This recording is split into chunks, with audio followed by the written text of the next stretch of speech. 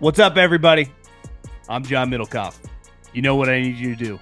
Subscribe to our YouTube channel. We got content for days reacting to every NFL game all the time, every single day. Subscribe, like the videos.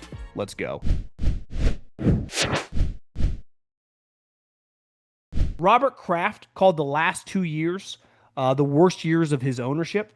And it's like, well, yeah, Robert. Listen, the Belichick thing got weird at the end. They didn't have a quarterback. It was an embarrassment. But for 20 plus years, the Patriots were the equivalent of like striking oil. It'd be like living in the nicest house in the neighborhood, flying private jets, eating anywhere they wanted, going to any country club they wanted. They were the elites, and everyone idolized what they had. And these last couple years, it's like it probably felt like they lost everything. And for Robert Kraft, it's like what you went through for 20 years with Bill and Brady, one, that's never going to happen again. It's just the equivalent of what they just did would be like the Chiefs maintaining this for another 13. The Chiefs have gone 7 years living high on the hog. And ask any Chiefs fan, probably like, this has been fucking incredible. This has been unreal. This has been awesome. But if it went 15 years, that means more than double what it's already been. That would be insane.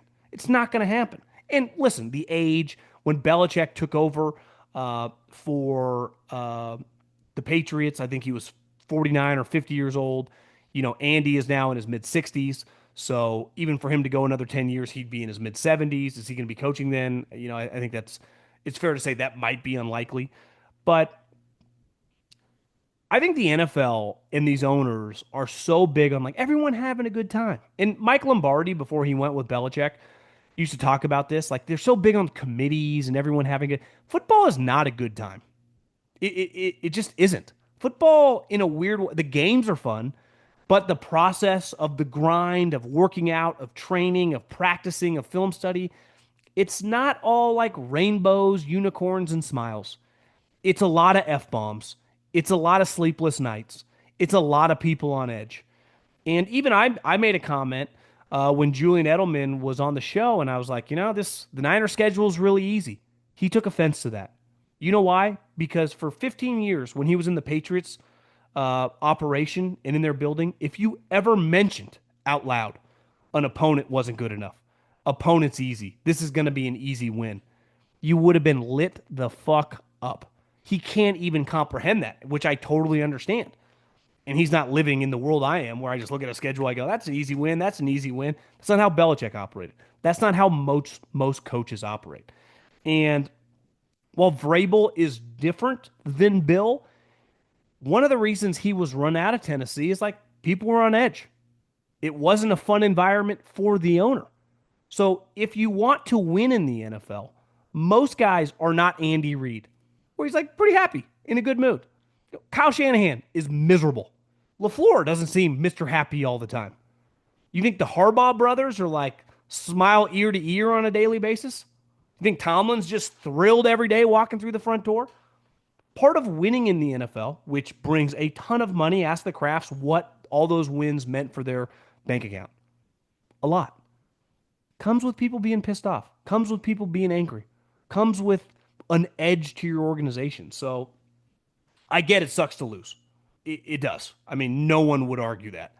But to think, even if you just start winning again, it's going to be fun. I mean, part of the reason you ran Belichick out because he wouldn't listen to you, but you couldn't fire him when he was winning, even though you didn't like him. So I think sometimes people want their cake and to eat it too. It's like, I would love this beautiful girl who's tall, who cooks, cleans, who makes a bunch of money, who leaves me alone on the weekends, let me play golf, great in bed. It's like, yeah, good luck. have fun. Probably not going to find that. Pro golfers drive for show and putt for dough. The easiest shot for you to make some dough? Betting on this week's tournament at DraftKings Sportsbook.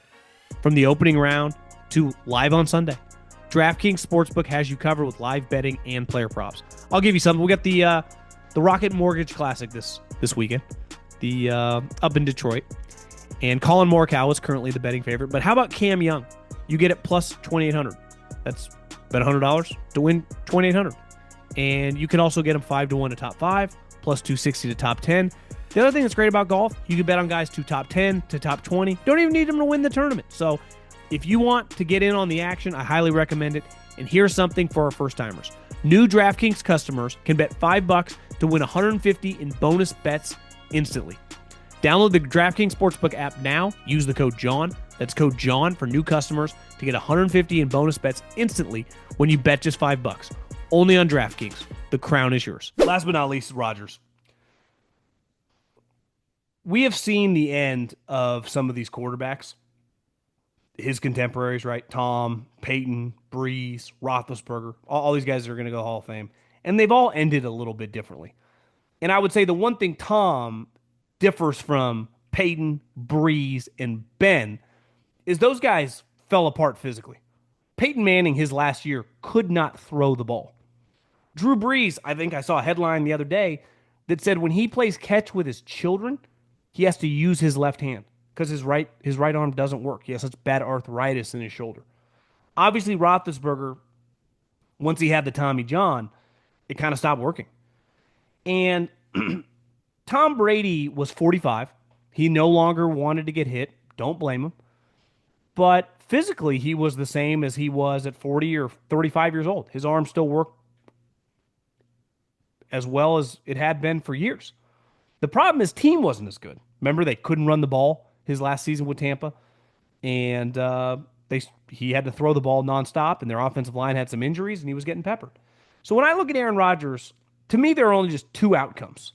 Like, one, his body, in terms of his arm, is fine. He can still throw the ball. Maybe he doesn't throw the ball as well as when he was 30 years old, but like his arm strength relative to the rest of the NFL is not only more than capable, he probably has still top 6-7 arm in the league. So to me, I'm not worried about like Breeze, Peyton Manning, and Drew Brees, his arm not working. But I do think it's fair to say, can he stay healthy? I mean, last year, clearly he got injured a couple times. He kind of battled through it, and he was a shell of himself. Obviously, 2 years ago, he tore his Achilles. So to me, it's like, can he stay healthy for 17 games? Because if you tell me right now that Aaron Rodgers starts 17 games, I go, yeah, I could see them being pretty good. But, when you compare him to the Favre year with Minnesota, or even that Peyton Manning year with his last year when his arm didn't work, those teams were loaded. Peyton Manning had the best defense in the NFL that year. That defense is one of the best defenses I've ever seen. And clearly, he didn't have to do that much, right? Favre had Adrian Peterson, who was like 23 years old, rushing for 15, 20 touchdowns a year. So when you look, and I texted a buddy in the league, I said, how good do you think the Steelers are? He's like, I think their roster this year compared to last year is pretty similar. He's like, you're a little higher on the Iowa running back than me, but he should be good for them. The defensive tackle they drafted in the first round, solid. Obviously, if TJ's healthy, their defense should be pretty good if TJ and Minka can stay on the field. But yeah, I mean, that's probably pretty similar to what they've been. So really their only hope for them to be improved would be Rodgers being healthy and playing well. And one thing that's difficult, and this is where the Favre comparison with Minnesota is when you're old, playing in a dome is a lot easier. Playing outside in the AFC North in games that are 20, 30 degrees are hard on your body, are hard on your joints, even if you're used to doing it. I don't think it's random that Tom Brady excelled for a couple years, leaving New England down to a warm weather climate. Like, obviously, Rodgers and Tom flourished in cold weather for a long time, right? But once you get older, and listen, I can speak to this, like, I hate the cold. I don't want to be a part of it, especially as your body, like parts of your body that hurt, that used to not hurt, heat is easier on it. Playing inside is easier on it. It's why we can be critical of certain quarterbacks over the years. Like, yeah, Jared Goff has some limitations outside. Guess what? He played for LA and now Detroit in the dome. Yeah, Brock Purdy's not a great weather quarterback. He plays in fucking Santa Clara. Doesn't impact him as much. So that to me is something to keep an eye on. The cold, how it's on his body, and can the guy stay healthy? Because, listen, he's going to be a huge story all season long. Everything he says, everyone has an opinion on it. He also says some things. It's like, you're never going to see me again. I saw someone's like, Aaron, you tried to become the Jeopardy host while you were an NFL quarterback. Like, let's not act like you don't love the limelight. And listen, I got no problem with him loving the limelight, but just embrace it. I always say this about LeBron. Just embrace that you get people traded all the time. You can't take the stance like I got nothing to do with it. I'm just a player, just along for the ride. No, just embrace it, bro. We all know it's okay. Aaron, you like being up in the lights. It's fine. I don't blame you. Just put your arms around it.